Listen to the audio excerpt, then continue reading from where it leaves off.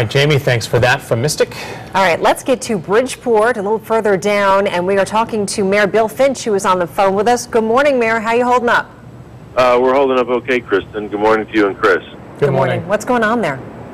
Well, you know, the calls of street closures due to down wires are coming in with a lot more regularity now. We've got about a dozen 18 streets now that are partially closed due to trees being down.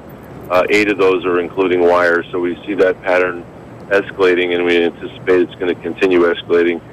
We've had wind speeds gusting from 30 to 50 miles per hour, depending on where you are in the city. About 4 inches of rain here at the EOC. We've got about 2,300 people who have power outages in the city.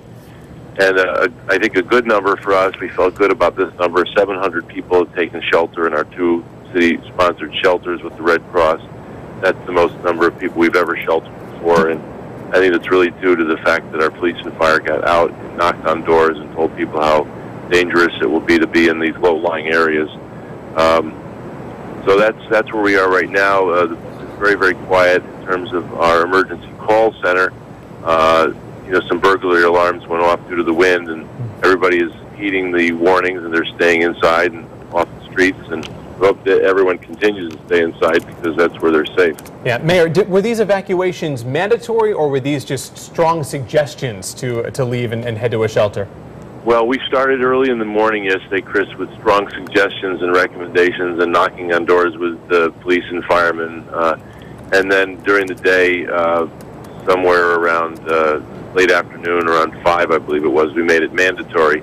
And of course, mandatory evacuations are hard to enforce, but we step up the pleading with the public to try to get them out of harm's way. And many, many people did heed our warnings and double up into other apartments with their friends and families at higher ground.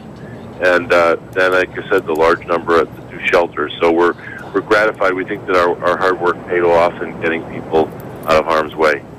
Mayor, Gil just came over to us and wanted to mention to you and wanted us to ask you about high tide. It's coming up in a couple of hours. I guess this is going to be something you guys really have to get ready for. Yeah, high tide, I think it's 11:11. Yeah, we're worried about that because of the surge.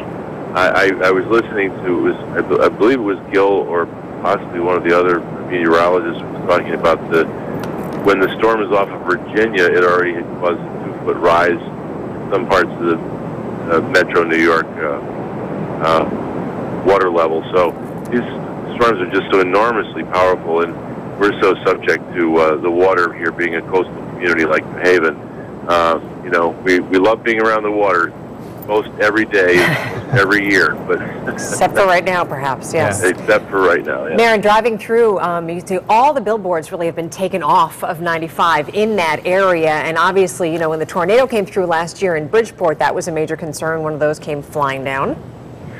Yeah, great move by the sign companies. We really appreciated that, and I think it probably would pay off for them as well. Yeah, Mayor Bill Finch, we appreciate your time this morning, and best of luck. Hopefully the folks did heed those warnings, did follow the strong urging and eventual mandatory evacuation notices, and you know, we'll continue to watch as the tide rises there in Bridgeport and along the shoreline here in Connecticut.